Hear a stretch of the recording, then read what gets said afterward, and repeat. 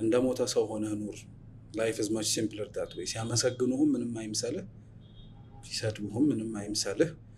ትሁት የሆነ ሰው ትህትናውን በሆነ ሰው ንግግርም አይጨምረውም፣ በሆነ ሰው ንግግርም አያሳንሰውም። ትሁት ነው፣ በቃ ፈልጎትና መሆን እንዳለበት አምኖ እየኖረ ያለሁት ነው። የሚያሳዝነኝ እኔ ፐርሰናሊ ምን መሰለሽ፣ እነዛ በፍቅር ስም ዋጋ ያስከፈሉ ወር የጎዱ ለራሳቸው ቤኔፊቱን ወስዶ ሄዱት ሳይሆን የተጎዱት ሰዎች እንዲህ መሆን እኮ አልነበረባቸውም ተብሎ ይነገራቸው።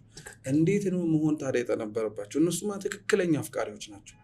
እነሱማ አንድ ሰው ሲያፈቅር ሊኖረው የሚገባውን አትሪቢዩት አላቸው። እነሱ አልነበሩም እንደዛ መባል የነበረባቸው። ግን ሶሳይቲው ያው በአንድ በኩል ሊናገር የፈለገው ምንድን ነው? ጭፍን አትሁን፣ ማሰብህ አይጥፋ፣ አላርምድ ሁን፣ ነገሮች ወዴት ነው የሚሄዱት ወደሚል አይነት ማስተዋልና ግንዛቤ ኑርህ ወደሚለው ነው። እሱ ደግሞ ልክ ነው እውነት ለመናገር።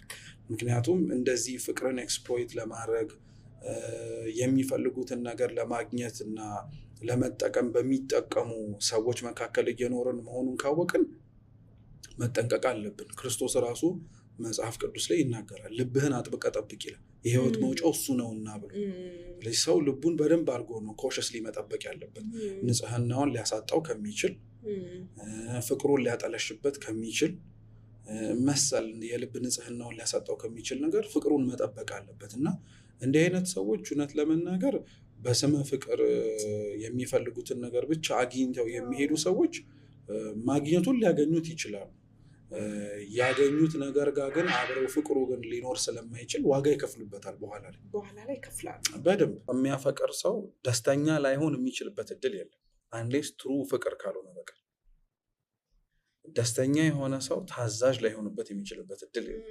ታዛዥ የሆነ ሰው በጎ ላይሆንበት የሚችልበት እድል የለም። በጎ የሆነ ሰው ራሱን ባዶ አድርጎ ላይገዛበት የሚችልበት ነገር የለም። እውነተኛ ፍቅር ይዟቸው የሚመጡ አትሪቢዩቶች ናቸው እነዚህ።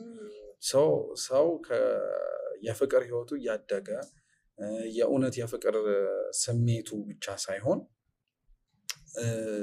እውነተኛው ፍቅር እየጨመረ ሲመጣ ሌሎች ነገሮች ሊመጡበት የሚችሉበት እድል በጣም ሰፊ፣ በጣም ከምነግርሽ በላይ